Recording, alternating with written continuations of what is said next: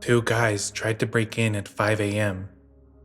Early Sunday morning, and around 5 a.m., I woke up to this violent banging and shaking on my door. I live alone on the second floor of an old apartment building downtown, in a very small town. I've been taking Benadryl to sleep for a few months, and sometimes I sleep weird, so for a moment I thought, did that really just happen? And then I heard whoever it was start doing it again. This time, these super loud bangs like they're charging the door. That's when I realized both my fan and AC unit were off. The power was off. It stopped after the second time, and I heard someone stomp down the stairs. I laid there processing what just happened. It's dead quiet without the fan, and I heard a guy's voice outside saying, "No, we were just walking." I'm still lying here motionless in fear, and try to think of someone to call. A few months ago, my downstairs neighbor got my package by mistake and messaged me on Facebook about it after seeing my name. I've seen her a few times and I know that she has these two absolutely ripped pit bulls, so I messaged her thinking she won't even see it till she wakes up. Nope. She immediately starts calling me. She says she saw the two guys come out of the building after trying her door, mine, and the person across the hall from me, and then tried to lie and say it wasn't them. She's already called the police at this point and the intruders are gone, so I go downstairs to meet her, and we find the breaker box door ripped off and all of the switches off, which sucks because there's a camera outside, but our landlord said he's trying to back up the footage to see if it caught them. Our other neighbor wakes up. She had no idea it was happening. Finally, the downstairs neighbor got the power turned back on, and the cops showed up within like 20 minutes to get statements. Apparently, the downstairs girl was awake the whole time and heard them trying her door, and her dogs were doing a little growl thing instead of barking. She gave them their descriptions, but the cops haven't updated any of us yet. Some of my coworkers said it maybe was a TikTok trend where they kicked the door in. Thankfully, my door opens outward and not inward if that's the case, but I feel like cutting the power and trying to open all three units seems more like an actual break-in. I've barely slept since it happened, and I'm about to try now. To the two guys who tried to break in at 5 a.m., consider yourselves lucky you weren't being crapped out by a pit bull right now, and let's not ever meet again. Abandoned club. So, I live in the city now, but when I was younger, I used to regularly visit my grandma's house with my dad. My cousins were almost always there too, and we used to play together when I was little in that village. Well, more like a smaller town. When me and my cousins went to play at the park, there was always this abandoned club nearby. It used to be popular back in the day, but now, all the windows were broken, the door was made of glass, and almost everything was vandalized, graffiti everywhere. I was always curious about what was inside, but I never had the guts to even ask my cousins to go in there. Even during the day, the club felt so off. I don't even know why. Maybe because it was surrounded by trees. It just had a weird vibe. When I was around 13 or 14, I don't remember exactly. I had a friend who was in the same grade as me, but he moved to another country. He would visit every summer, and every time he came back, he'd call me up. One summer we were really bored, and the idea came up that we should finally go to that abandoned club. He was braver than me, so he said he'd go in first because there's no way I'd have the balls to go first. Around 10 p.m., we arrived there with our bikes. It was pitch dark, and maybe 2 or 3 lampposts spaced far apart, so the lighting was really dim. When we stood in front of the club, it felt eerie. We spent like 20 minutes just trying to gather the courage to go in. Finally, we did. We climbed over the broken glass at the door and squeezed through. Once we were inside, we turned on our phone flashlights. The place was a complete mess. Garbage bags all over the walls, some needles on the ground, which was honestly really scary to see, and the whole interior was just weird. It was a pretty big space with this odd architecture paths that led around in circles for no reason. Me and my friend were scared shitless. We tried to stay as quiet as possible so we wouldn't wake up some junkie or whatever else might have been living in there. Then, while I was staring at the bar counter for like 5 seconds, my friend disappeared. Oh my god. My heart dropped. I did a full 360 with the flashlight and he was gone. I yelled his name and then something jumped on me from behind. It was him, laughing so hard while I was having a heart attack. I was so mad, but also super relieved. But while he was laughing, I suddenly heard another laugh, one that wasn't his. I'd actually heard it at first, but didn't fully register it until it clicked. That laugh wasn't supposed to be there. I turned my flashlight towards the sound, and there was this guy, a hobo, I think. Tall, skinny, with long, messy hair. I couldn't even see his face properly. I screamed and bolted out of there with my friend. We jumped on our bikes and pedaled so hard back to my grandma's house. That was seriously one of the scariest things I've ever experienced. Later that night, when we talked about it, we thought, how did we not hear him? We were dead silent. Every step we made was so loud. How the hell did he get that close without a sound? And the fact that he was laughing with us made it so much scarier. He was probably insane or something. The red sweater. Something happened to me years ago, and I think about it quite often. And I admit, it still makes my blood run cold. When I was younger, around 10 years old, I was walking with my best friend the same age as me, but we didn't have any adults with us. It was a small, not too busy road, in a sort of subdivision that formed a loop with a few houses, but mainly forest around. Important note, we had already taken a tour of the neighborhood. This was perhaps the second or third we had done. We were walking quietly, and I hear the sound of an engine, and when I turn, I see a white van behind us, driving slowly. We tell ourselves that they want to pass us, as the road is not very wide, so we move aside and let them pass next to us. The van advances a few meters, and stops. At the moment, my best friend and I didn't notice each other too much, and continued to move forward, knowing that the van is just ahead. Stopped, and I don't know. At the time I had a weird feeling that comes over me, so I grabbed my best friend's arm to make us stop. I don't know how long we stared at the van. It feels like it lasted a while, but it was a long time ago, so maybe it was only a few seconds. Suddenly, we saw the passenger side door open towards the forest. I pulled my best friend's arm so we could go in the other direction, and I don't really know why, but we started running. We ran for a while, and when we stopped, we started talking about what had just happened, and she was scared too. We sat in the park and started to relax a little, then laughed and told ourselves that we had panicked for nothing. After a while, maybe half an hour, we said to ourselves that we were going to go back, but we had to go back along the road where the van had stopped to go back. We weren't really reassured, but we told ourselves that everything was fine, so we turned back. When we arrived on the road, to our great relief, the van was no longer there. So we moved forward, quietly, to where it was, and that's when we noticed something. And my God, just writing it today still gives me chills. On the forest's edge side, we see something red, really maybe a meter from the road at most. We approach, and we discover a little red sweater. It was a knitted wool sweater, very bright red. I already found it small for the time, so I'm sure it was a child's size. It looked like someone had tried to burn it, because it was blackened in places, and there was like a small empty plastic container next to it. I imagine maybe gasoline or something flammable. What is very strange is that I'm sure that this sweater was not there during our first tour, because it was red like that. I think we would have seen it, and there were no dead leaves on it, although the ground was littered with them. We never told our parents about this, but even today, I can't help but think that the people in that van didn't mean well to us. I also can't help but think that it was them who dropped off that red sweater and tried to burn it. What do you think? Was my childhood eye-based and made me paranoid? Or did I unknowingly escape something very serious? And that red sweater?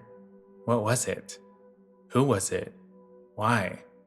Every time I think about it, it terrifies me.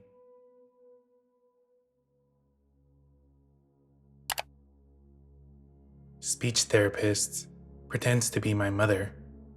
This is a story I originally posted on a different subreddit, but figured you folks might like it over here. This is a situation I found out about around 8 months ago, but it has stayed in my mind ever since. For context, as a child I had severe speech delay. I was completely mute up until a few weeks before kindergarten. This caused me to have a speech impediment, which I technically still have to this day, but to a lesser extent. I'm lucky enough that the letters I have trouble with match up with the letters often dropped in certain accents. So, to the untrained ear, I sound British or Australian, depending on who you ask. Because of this, I often just confirm their accent assumption because it's easier to lie about being British than to explain the speech impediment thing and face any stigma that goes with it. The only people who know the truth are very close friends and family. On to the story. I, 18F, was dating a girl, 18F. We are no longer seeing each other, but for reasons unrelated to the story. We were at a social event when we met up with one of her friends, 19F. I technically have known this girl since 9th grade as well, but not too well. So we as a group get to talking, randomly, completely unrelated to the current conversation. My friend asks me how my mom is doing. I'm caught off guard because that's not usually something you throw into a conversation without knowing said mom. So I ask back, why? Do you know her? My friend goes on to explain that my mom used to be her EA and had helped her work out her behavioral issues all throughout elementary and middle school. Now, this is weird, because although my mom did work in a school for a brief time, she was a lunchtime supervisor and only ever worked in an elementary school I know the friend didn't go to. So I asked my friend if she's sure it was my mom because she wasn't an EA. The friend confirms because my mom used to talk about me all the time, and when the friend was deciding which high school to go to, my mom recommended my high school because that's the school her daughter went to. Now, within my high school, there were a few people with the same name as me. My name is about as basic white bitch as they come. So I asked my friend, are you sure it's me who she was talking about and not one of the other people with my name? She once again confirms it was definitely me because my mom would tell her details about my life and told her about my time going to speech therapy. Now hold up.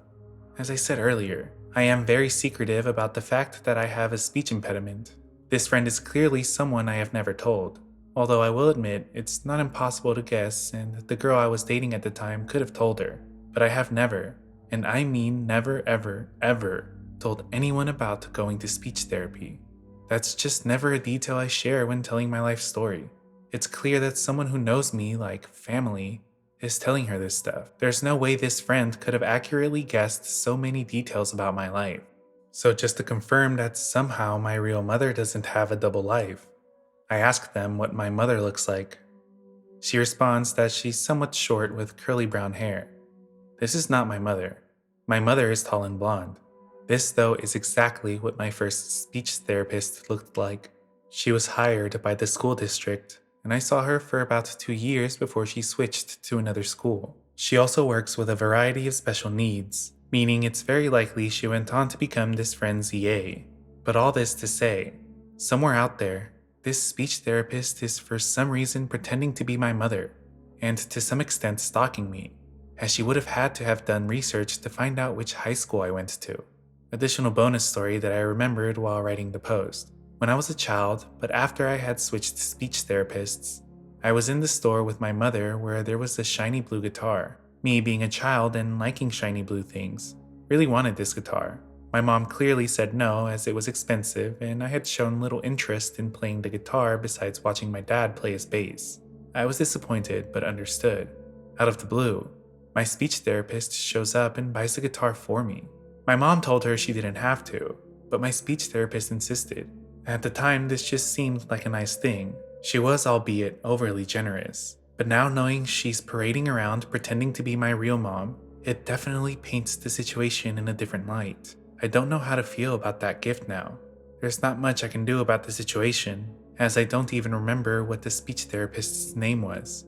So let's just hope we don't meet again.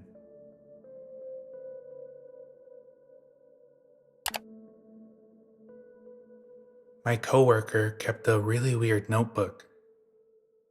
I worked briefly as a psych tech a few years ago. That clinic was a nice place to work.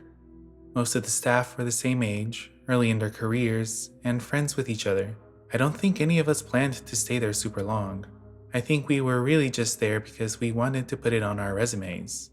To be honest, I never loved the business model. The best I can describe is that it felt like a subscription service. The place wasn't really helping people create individualized plans for how to treat their issues. It just wanted to sign them up for continued care forever. 2 appointments per month, bundle packages, everyone pretended that was fine. Jenny was one of the nurses there. She was nice and we got along. One day, Jenny and I left work a little early so we could go to Marshall's and buy holiday decorations. I still had a work call to make, but my manager said I could do that later from home.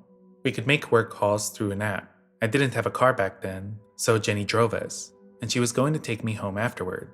We got to the store and picked out little decorations, but the checkout line was so long and was going to take at least half an hour, so I figured that was a good time to make the call I still had to do. I asked Jenny if I could take care of that in her car while she waited in line.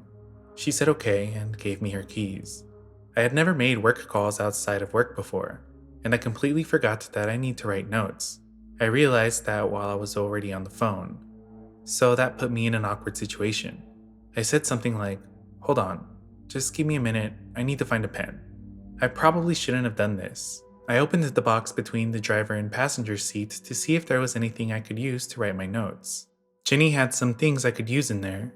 She had a little notebook and some pens. I was going to rudely use her notebook without permission and then explain it to her when she'd get back in the car. I thought we'd laugh it off together. Thinking back on this, I would not even think about doing that today. I overstepped my boundaries by opening that box and opening a private notebook. I opened it and started flipping to find the first blank page. As I flipped, I saw that each page had a name, an address, and some notes next to it. The names looked familiar at first, but I didn't think they were patients. That wouldn't have made sense since Jenny had no reason to keep a notebook like that. But the more I flipped through, the clearer it became. Yes, they were all patients from our clinic, every single one. It had their addresses, also a description of the house. It said things like blue house or house with basketball hoop. My jaw must have dropped. I still can't think of any reason why someone would have those notes. I put the notebook back, closed the box, put my phone on speaker, and finished my call using the Notes app on my phone. I waited quietly until Jenny came back. I never told anyone about this. I just really can't think of any reason for a nurse to keep that kind of notebook with her.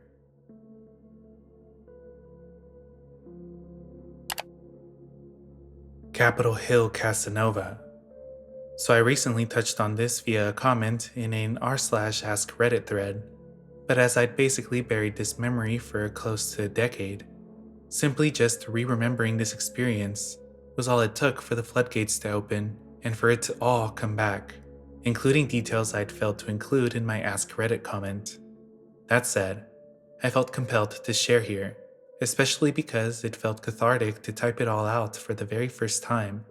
This may be a milder Let's Not Meet post/experience, but I can assure you that it was absolutely an insanely terrifying experience for me at the time, and even to this day, I'm 100% convinced that the man in this story is a potential predator/stalker, or at the very least, possesses similar qualities/characteristics. So back in 2014, I had gone on a first date with a guy I'd matched with on Tinder. I lived in DC at the time and worked on Capitol Hill for a US congressman. I was around 28 or 29 at the time. While nice, handsome, and a self-declared Southern gentleman, Tinder guy was extremely pushy leading up to our first date. My job was even more insanely busy than normal during that time, often requiring frequent all-nighters and entailing exactly zero social life to speak of. Looking back now, it's painfully obvious that I absolutely did not have the time/space in my life for dating back then. But after months of my bestie begging me to let her create a Tinder profile, I basically acquiesced/surrendered. For weeks, I'd tried to reschedule said first date due to work being crazy, but Tinder guy would literally not take no for an answer. He was also extremely manipulative and clearly gifted at it, as he basically guilt-tripped me/broke me down to finally agree to a first date with him. Only dinner was mentioned for the date, so I go on the date.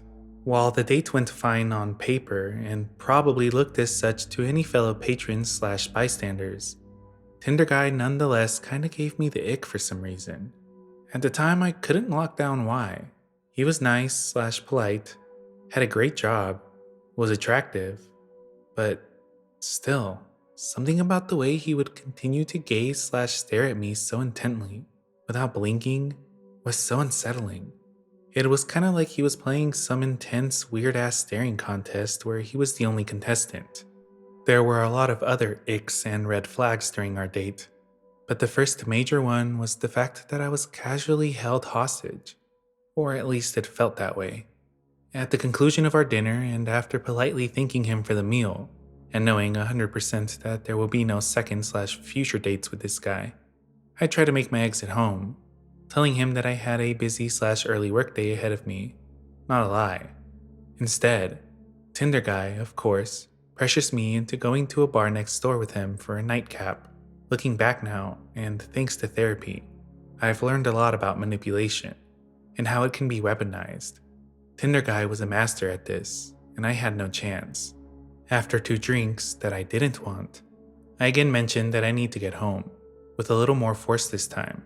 Tinder guy acts like he doesn't hear me, gets up, and heads to the bar before returning with beers for both of us.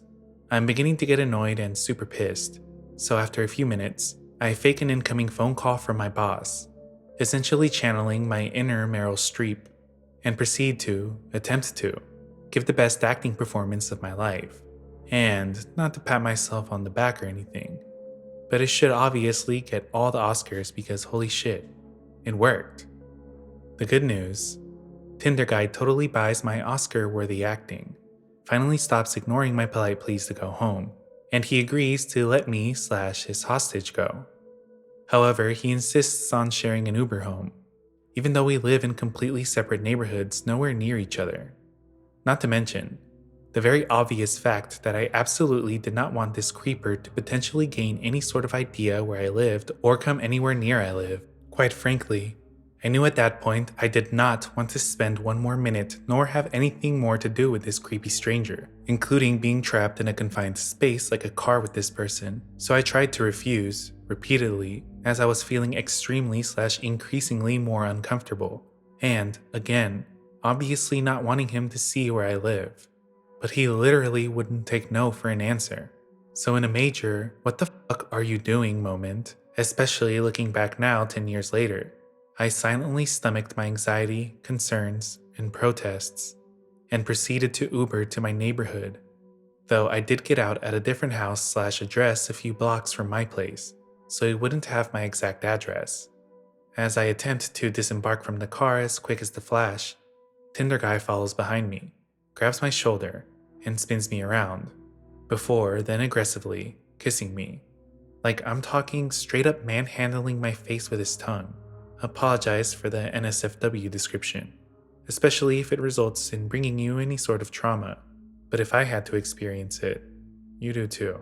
As Tinder guy finally lets go of my head/face, I'm trying my best to swallow back vomit and, after 10 minutes of placating him, I finally get him to accept that this nightmare first date is finally over, that I'm going to sleep, seemingly in the complete random stranger's house whom we're currently standing in front of, and he reluctantly agrees to leave. As soon as the Uber leaves with the Tinder guy and is out of sight, I run to my actual home, lock and deadbolt the front door as soon as I get inside, and literally sink there to the floor in disbelief. In the end, once I'd calmed down and felt secure again, I was mostly just relieved to be home safe and sound and that I'd survived the date with a deeply unsettling, creepy, and disconcerting man. I had even joked to my roommates at the time, well, can't wait to never talk to that dude again. But alas, 10 years ago me was a naive fool.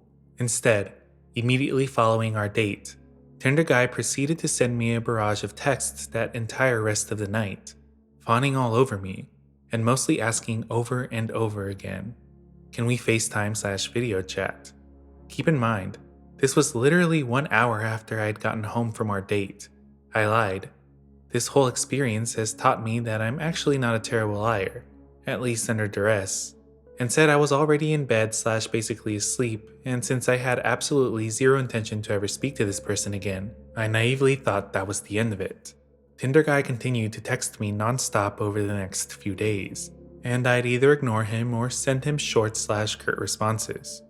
While it was a cop-out, I'd planned on messaging him the truth/letting him down gently at the end of the week, aka when I wasn't swimming in work craziness. As I mentioned earlier, I worked on Capitol Hill for a US congressman at the time, and as such, my office was subject to strict security screenings, metal detectors, and security/x-ray scanner at the building entrance, which also extended to incoming mail, packages, and deliveries. So the day after this first state debacle, I get a call on my office line from the off-site Capitol Hill Package Center, stating that they're currently processing/screening a package for me, and that it should be delivered to my office in 2 days. I think, that's odd. I'm not expecting anything. So who would mail me something? But I shrug it off as it's not the first time I've received unsolicited packages due to the nature of my job, and I basically forget all about it. Until that Friday.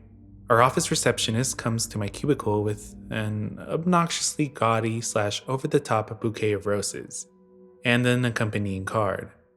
Right away, I immediately know who's responsible. However, the real reason I felt so deeply unsettled was the sheer fact that I'd never told the Tinder guy who I worked for, or hell, even which state/delegation my boss belonged to.